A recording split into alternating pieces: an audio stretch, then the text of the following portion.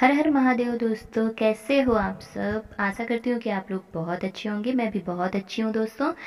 तो मैं आज आप लोगों के सामने गुरु गोरखनाथ जी की कहानी सुनाने जा रही हूँ। क्या आप लोग जानते हैं कि गुरु गोरखनाथ जी का जन्म कैसे हुआ?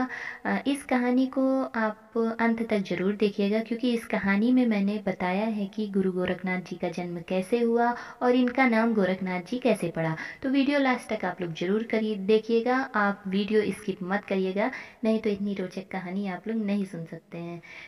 एक बाज स्त्री हमेशा अपनी किस्मत को कोसती रहती।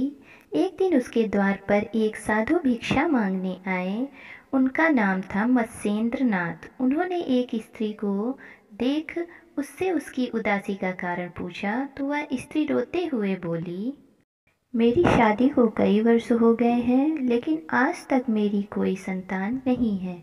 स्त्री को परेशान देख गुरु मत्स्येंद्र नाथ ने मंत्र पढ़कर उस स्त्री को भभूति दी और पुत्र प्राप्ति का आशीर्वाद देकर चले गए।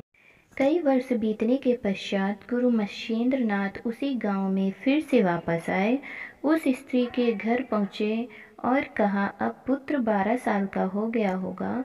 असलियत में वह स्त्री गुरु मत्स्येंद्र नाथ की सिद्धियों से अनजान थी, इसीलिए उसने गुरु मत्स्येंद्र नाथ द्वारा दी भभूति को खाने की बजाय गोबर में फेंक दिया था।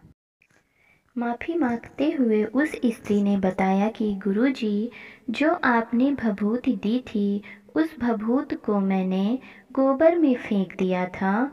गुरु मत्स्येंद्र नाथ ने कहा, वह स्थान दिखाओ।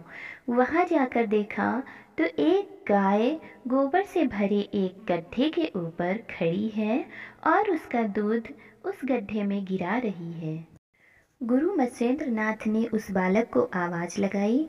गुरु की आवाज़ से उस गोबर के गड्ढे से एक 12 वर्ष का सुंदर आकर्षक बालक बाहर निकलता है और हाथ जोड़कर गुरु के सामने खड़ा हो जाता है।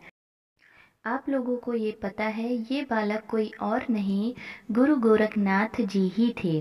गाय के गोबर से उत्पत्ति होने के कारण इनका नाम गोरखनाथ पड़ा। आज हम जितने भी आसन, प्राणायाम, मुद्रा, कुंडली, साधनाओं की बात करते हैं, सब गुरु गोरखनाथ जी की ही देन है।